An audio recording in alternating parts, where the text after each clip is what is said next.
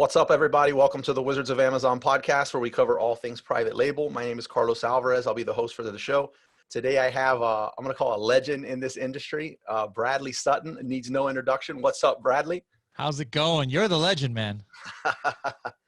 This is my podcast has truly made it now that you are a guest on it. Yeah, somebody, one of my coworkers on the content team, I think they might be writing an article or something, but they were asking me, hey, which one, now that you've done over 100 podcasts, and they were like, which one was your favorite? I'm like, Carlos Alvarez. That was the favorite podcast episode I've done so far for Serious Sellers Podcast. Absolutely. Normally when somebody gets on here, they compliment me on my background, just this one Netflix, stop watching, start doing, but you have the whole helium 10 bat signal out there. This is the bat signal. Yeah. I mean, that's how I knew to come on the Zoom. You lit up the bat signal. I'm like, oh, got to come on here. Oh my God. I'm feeling inadequate with this background. I love it. Bradley, there was so many, like we talked about before we started recording, there's so many different things I wanted to talk about with you on the show. And if I can definitely take advantage of your time, I know I'm going to have you on future episodes. I really wanted to get into the, like your backstory, but sure. I feel like you've done several episodes like that. And then I realized an episode topic that's really important to me, and I think really important to listeners, is work-life balances and the change and the challenges that come with working and putting in long hours on this business, because that's what it takes. Yeah. And I can't think of anyone that's working just as intense amount of hours as you, like me. Yeah. So how do you do it? It's tough. It's something that I feel kind of blessed that I do what I do, and I'm sure you feel the same way, is because there are some of us, I read this article, it's like, what's the difference between being a hard worker and a workaholic? And there's kind of like a fine line there. I think I've been on the side of workaholic before, because even in jobs I haven't liked, I'll stay overnight and just work all night and do things. I worked for a food company back in the day. Reese's Fine Foods, one of those companies that makes the potato salads. And I would just stay there. Nobody would ask me to do it, but I would just stay there the whole night and just be scheduling trucks and just doing different things. But it was like, I felt like I had to. It was like I took personal pride, but I honestly didn't really like it. But, now it's kind of cool, because I think no matter what, I put in 100, I like putting in 150%. That's just the way my personality goes. But now, as opposed to before, like, I actually enjoy what I'm doing. It's fun. Like, it doesn't even seem like work. And once you can say that, if you're a workaholic out there, that should be your ultimate life goal. Is, nobody's going to change you from being addicted to work, perhaps, but find something that you really love doing, and it just changes your whole persona then. Yeah, I totally agree with it. Like, not feeling like what I do does not feel like work. But I think what's causing me to actually look at it more is now I have 2 kids, and now I have no intentions of taking my foot off the gas professionally, but I also want to be present in a lot of different areas of my personal life. Do you feel like you work in excess of 80 hours a week amongst all your professional activities? Probably about 80 hours a week is about what it is now. And yeah, that is definitely a very valid point. You may be the smarter of us two here, and that's why you waited to have kids. But me, I had my first I've got a daughter who's already in college, now. So I have 2 as well. My son is 15, but that's been something that has been an issue now. Now, when my kids were little, actually before my son was even born, I was running a big business for e-commerce during the whole Fast and Furious thing. And I had a warehouse near my house, and sometimes you had to work all night, but I had like 5 offices there. So I made like one of the offices like a bedroom. So sometimes I just have my family come, and that was kind of cool. We had the crib right there. And so it was kind of like a family thing, but that is so important. If anybody's out there who's a family person, whether you're a mother or father, you have children, and you do want to put in work, you got to find a way to find that balance, because you don't want to neglect your family. And then now all of a sudden you have this great successful business, and now no family, or children who don't know you, or a wife or husband who leaves you because you don't show them attention. So it's very valid point you bring up. Such a fine balance that you have to reach. Yeah, it's one that I definitely have not mastered. I mean, I have an amazing wife, but I can tell, like, just there's only so many hours in a day when you're putting in 90 a week, and you're also putting in X amount of hours of sleep, even if it's 4 or 5 hours a night. There's only so many hours left. Yeah. I'm thinking that the biggest challenge for me, and I don't know if this is the same for you, it's not just making time to be there. It's making time that you're actually there. Like Yeah. you're not just sitting there, but mentally you're still on your laptop, or you're still in the lab, if you will. Do you deal with Exactly. that? Yeah, I mean, like even one day out of the week, part of some of my other episodes that talk about backstories that I've done, I never actually was looking to work at Helium 10. I went to an interview. I didn't even know it was an interview. I used Helium 10 before, and Manny Coates just, hey, we see you in our message groups. We'd like to meet you, and that's kind of cool. We like what you're doing. And I was like, oh, okay, cool. We hung out. Next thing I know, they're offering me a job. But the reason why I never even really considered it as an option is because of the drive. Like I actually live over an hour away each way from work. So part of at first I said no, actually to Matt. I'm like, nah, I'm good. I like my job that I currently had at the time. But, one of the ways that they kind of like sweeten the deal, they're like, hey, how about if you at least work one day out of the week out of the house? And I was like, okay, that's pretty good, because what would happen the other days is I know I'm probably going to leave before my family's awake, and I might come home and they might be almost ready to go to sleep. But that being said, me being at home one day of the week hasn't necessarily I'm still working, it's not like I'm spending quality time. So there's still things that you have to consider. Like even, a lot of people love the Amazon seller lifestyle because you don't always need to have a warehouse or an office. You can do it out of your house. But at the same time, it's almost as if you were not even at the house, because once you get in the zone in the world, it's like, no, little Johnny, don't bother me right now. I'm working on this. So like what I've done is I just dedicate my lunch break.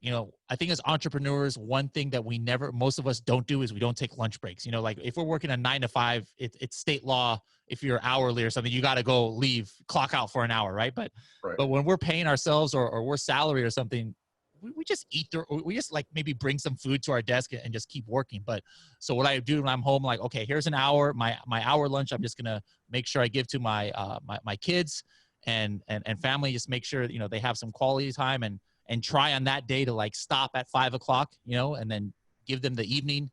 And then weekends are important too. Yes, all of us work on weekends, but what I do is I try and save that stuff for like, I go to sleep late. I try and save that stuff for when everybody's asleep. So from like the afternoon or the weekend, I try never to break out the computer, spend that time with the family. And then, hey, if they go to bed early, like at 9 o'clock or something, boom, I can work from, 9 until 2 in the morning, and I still get my time in, but I'm not taking away from my family. Oh, wow. So you actually have successfully blocked out a couple hours each night and the entire weekend from dealing with anything work related. Yeah. I even put it in my calendar, like, because I kind of like, I'm all about Google Calendar. I'm so forgetful, first of all, that I cannot remember. Like, there's no way I would have remembered this appointment if it wasn't in my calendar. Like, I forget my kid's name sometimes, but so everything I live on my calendar, and I allow people at the office or anybody or my assistant to like schedule things for me. Like, just look in the calendar. If it's open, take it. So what I do is I'll block out actual times in my calendar for these things. First of all, so that a reminder pops up and says, all right, stop working now, do this. But on the other hand, so that people can't schedule during these times where I'm like, okay, this needs to be a family time. Yeah, I took that. I live off my Google Calendar too, and I used to block off an hour. Actually, still there, as a matter of fact, recurring, Monday through Friday, 1 hour. I think it's 12 to 1 or 11 to noon, something like that. And what's happened is within a few weeks, whether it's from the product selling side of the business or the consulting side of the business, it's anytime there's an emergency or something that I want to get ahead on, it's like, oh, this is perfect. I have 1 hour of free time in the middle of the afternoon. So I don't really stay honest. I'm not really true to myself on it. And I wind up working through it anyway, ordering Uber Eats or just bringing a snack or something at the desk. But you've mastered that. Wow. That's super impressive. Yeah. I mean, I try, even during the working hours though. So like, it's funny. I used to work with a lot of Korean companies, and so we use this messenger called Kakao Talk. It's funny. Like every country has its own like thing, here we use Facebook Messenger, and Mexico, it's more WhatsApp, in China, it's WeChat. In Japan, it's Line. But my family's always used, none of us are Korean, but since we work with Koreans for 15 years, we always use Kakao Talk. So there's a desktop app. So even though, I'm still working, my family knows, and like I said, my kids are teenagers, they're older now. If anybody in my family needs me, even my parents, I even put my parents on Kakao Talk. I have a desktop app. They can reach me at any time. If I'm in a meeting or something, I can't answer, but I'll reply, right after the meeting. So I still stay connected. It's not like, or I say, hey guys, nobody contact me during work hours. I try and leave that line of communication open. So even though I'm not physically with them, they kind of know like I'm just a Kakao message away. Wow. I don't know if I have the stones for that to tell everybody, hey, don't contact me on the weekend. Yeah. Like stay away from that. I think I'd have a total freak out on the weekend. Yeah. Yeah, it's definitely tough, but emergencies are emergencies. You got to be able to be accessible both to just not just family, but also whatever, your employees or your employers. So again, it's just all about finding that balance. And I'm not going to say that I've found a complete balance. Like there's still things I do that probably are considered unbalanced. Like sometimes one day out of the week, I won't even go home because I'll start working late, and then I'll be like, why am I going to drive an hour home? It's like 8 o'clock at night or 9 o'clock. And then I gotta just to go and sleep in my bed and then come back in the morning. There's 2 hours wasted right there. So, I have a sleeping bag right here under the desk. And so I'll sleep here at the office for like 2 hours and just try and work, as much as I can. That I wouldn't call balance, but for me, it works. For me, it works, but I still know I have things that I can probably improve that my family would appreciate if I did a little differently. So even with the afternoons and the weekends, family's probably still like, hey, we'd like you to carve out a little more time.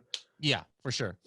For sure. Oh, Yeah. wow. I mean, I get complain. It's not like, every day they nag me. But that's definitely something that the traveling is an issue too. Like in the position I'm at, I travel a lot. Sometimes travel for me is like both work and it's also fun. Like I have my friend who's the DJ now that you listen to, Slushy. Jesus. He'll take me sometimes on tour with him, and so like I would leave, and that's not necessarily work, but that's like one of the only recreation things that I do. I don't have hobbies or things like that. It's like TV maybe is a hobby, and traveling. So then obviously my family would get upset when I don't take them. So what I do sometimes is I'll try and take them. So like one year, Slushy was playing in EDC Mexico, in Mexico City. So, my family couldn't care less about EDM music or festivals or anything like that. But I was like, hey, let's all come along. My wife's family is from Cuernavaca. So they went to go visit there, and they were in the same hotel with me. We did our own thing, but they appreciated that I took them on. So for any entrepreneurs who do traveling, like even if it's like you're taking a sourcing trip, on your own, to the Canton Fairs. And actually I heard the Canton Fair is closed this year because of the virus. But if you're doing something like that, and if you can afford it, bring your family along. They don't have to go, that they'll be bored to death in the fair, but at least, you're at the fair of the day, and then at the nighttime, do some sightseeing with your family. I know my family appreciates it when I do that. And I think you guys, whoever's listening, probably it would be good for you guys too. Yeah. I mean, I've been on both sides of this where a negative energy in your relationship or in the personal side of things will roll over and just wreak havoc in your business professionally. So having that is really important. Well, one of the events that I'm hoping that you'll be going to, and you definitely be bringing the family's online seller cruise. No excuse for that. I got serious FOMO when I was looking at all the Instagram pictures and stories and Facebook stuff. So I'm like, we love cruising. I've taken my family and even my parents, on multiple cruises. So that for 2021 is definitely something that I'd love to do. Definitely. So how about this? What would you say are the top 3 things or top little 3 life hacks you could do, if you will, that will help someone strike a better work-life balance? Or maybe even some things that you could, because they probably don't think they have an issue with work-life balance, that if you're telling yourself blank or you're doing blank, then there's probably something that you need to pay attention to now before this turns around and bites you. Yeah. Well, first of all, the most important thing is communication. You might have family members who maybe like afraid to tell you how they really feel, or not tell you that they wish you were around more because they feel guilty about it. Like, oh man, he or she is working so hard. I don't want to tell him, like, hey, we want you here more because so like, but just be open with your family and say, hey guys, obviously I have to work. Now I want to make sure that, things are being done in a way that everybody's happy, and probably not everybody is going to be completely happy with what they want, but I want to know what you guys want and what's happening right now. Like, that is upsetting you or that you wish we could do more, and then just get it all out there in the open. And some things you might be able to incorporate, which aren't even a sacrifice for you. And all of a sudden everybody's happy. Other things might be kind of like deal breakers, and you just got to let them know like, hey, I definitely have to be at the office at this hour. I definitely have to go on these trips to meet the supplier or whatever. But make sure that all cards are on the table, that your wife, your husband, your kids, all understand, what needs to be done, and that you understand what they would like out of it. Another thing that I'm working on, I think is super important, is your body. All right. That is something that goes when you're a hard worker. And for me, my personality type, this would have happened to me a long ago. But as some of you guys know, I used to be a Zumba fitness instructor for like 7 years. So that was kind of like even though I was always working in e-commerce jobs or in corporate jobs, and I would be sitting at my desk, for 8-10 hours a day, I had like 5, 6, 7 weekly Zumba classes that I was teaching. So like I was literally getting paid to do it. It was fun for me. But because of that, like because I was getting paid for it, it was like another job. Like I had to do it. I couldn't just say, oh no, I'm going to work late. I'm going to cancel my class, going to class. But Right. since I was a teacher, like I would not miss. So in those days, I could like kind of almost eat whatever I wanted to and whatever. And I was still pretty fit because, every day I was burning 1,000 calories teaching a Zumba class. Now, when I ruptured my Achilles tendon a couple years ago, I stopped working at 24 Hour Fitness. And then I just got so into work. When I healed, I haven't gone back into Zumba. And since then, I've probably put on about 30 pounds at the very least, because now I don't have that motivation to actually work out, because it's like not an obligation. Like it's just on me. Like we have a gym right here at work. I don't even go, there's Zumba classes everywhere I could go as a student, but I have no motivation to it. And because of that, my health, has suffered, and my weight and things like that. So that's something I think that everybody needs to make sure they have a really set kind of like, schedule of going to the gym or eating more healthy or whatever, because when you're just working 78 hours a week at a desk job, your body's and health is one of the first things to go.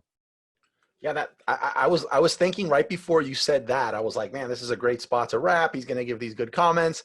But what you just said there is like hits really close to home for me as well. And I remember the last time I think it was the last time you were down here, we were Mhm. both, I guess we were both already on that path, like trying to get Yeah. into keto and stuff like that. But are you still on it, by the way? Yeah, I tried something at the beginning of the year that is something new. Do you know who Tomer Rabinovich is from Yes. Israel? Yeah, Yeah, absolutely.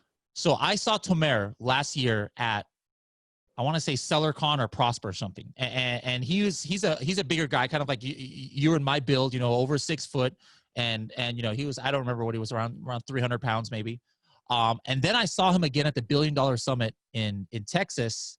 That was about 3 months ago, and I was like, man, you're half the man you used to be. So I asked him, I was like, what do you do? Because you and I, we do similar things, and you have a similar build as me. I definitely like to be interested in that, because I'm able to lose weight a lot in any of these fad diets. I could do keto, I could do bulletproof, and I've done a lot of things, but I always end up failing and then getting back what I lost, So he told me what he was doing is something called bright line eating. And that was something kind of interesting to me. So I took this test, and I was one of the ones that's definitely susceptible to what they do. So I've been trying to do that. So I'm down about 15 pounds again, but hopefully this time it's going to be more of a permanent, because I'm tired of this yo-yo thing where I'll lose 20 pounds and I'll gain it back in a couple months. Oh, my closet's like that. I have like thinner me goes all the way to like accordions out to bigger me, like now.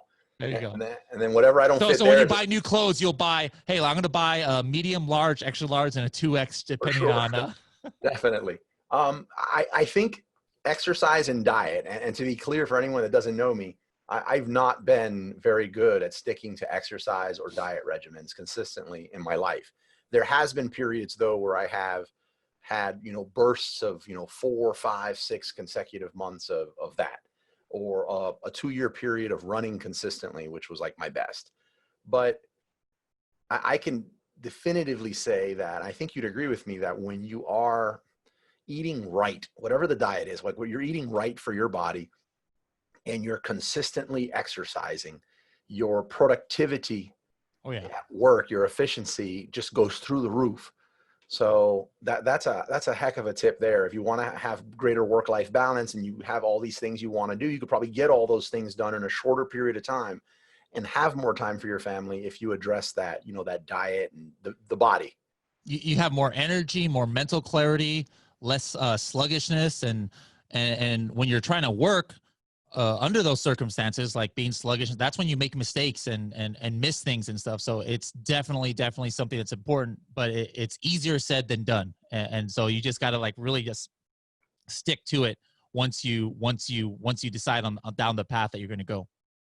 Absolutely. No, that's an awesome tip. I'm happy with the way this went. Thank you so much for your time and jumping on here. I know you have a busy schedule just like me, so getting your insight on this, I learned a lot from this episode right there. It's kind of like, I think that was just my wake up call. I don't know for you if like down the line, like something snaps and you're like, yeah, that's it. I'm going to start working out again or something like that. So that was that for me here on what you said there. Awesome. I'm hoping it helps a lot of other sellers that are listening to this podcast. And I'm hoping the people, when they first see this title, they're like, no, this isn't going to help my PPC. Like, I'm tuning out. Like, because to me, like, this is the most impactful thing in your business. If this isn't right, I don't care how good your PPC game is. Exactly. Yeah. So, again, thank you so much for your time. I think everyone knows where to reach you, but if you want to put something out there, if anyone wants to reach you and talk about this topic or Amazon or Helium 10 or anything like that, how can they reach you? Yeah, the one group that I'm really active in is the Helium 10 users group on Facebook. So you can reach me there, or just reach out to customer service at helium10.com. We have a little chat button that people can pass messages to me. But love to hear your stories, and I'd love to just if anything resonated here today, and somebody has transformed their life, not on the business side, but maybe on the physical side or the health or the work-life balance. I think. If you don't mind, I'd love to copy your idea about this kind of episode on our show, and maybe have somebody, one of your listeners on my show, talking about the same thing. Cause this is, I think, is super important for anybody who's an entrepreneur or who works, anybody who has a job. This is very relevant stuff. So I'd love to be hear what you guys effective think. and make a mark. Yeah. Like it's needed. Everyone, again, I think knows your podcast. It's the #1 podcast in this industry, but Serious Sellers Podcast. Some of the best episodes I've ever listened to. Actually, I was hesitant when it went Serious Seller from AM/PM, but no offense, Manny, like I definitely like Serious Seller more than I liked AM/PM. Oh, whoa! Thank you so much. Episodes are amazing. And Tomer, who you mentioned earlier, I believe he was a guest on one of your episodes. Yes, he was. He was one of the first. He was like one of the first 5 episodes. So what I do on my show is I try and have it spaced out a year. So now we're just coming up on the 1-year mark, and so he'll be a guest again on the episode. So I'm just counting on the days until it's a year since you've been on, so I can have you on again, because you got so much more interesting stuff that I know we didn't cover in the first episode. I love it. And Tomer's episode, you don't remember the episodes by heart, do you? I believe it was episode 4, if I'm not mistaken, 4 or 5.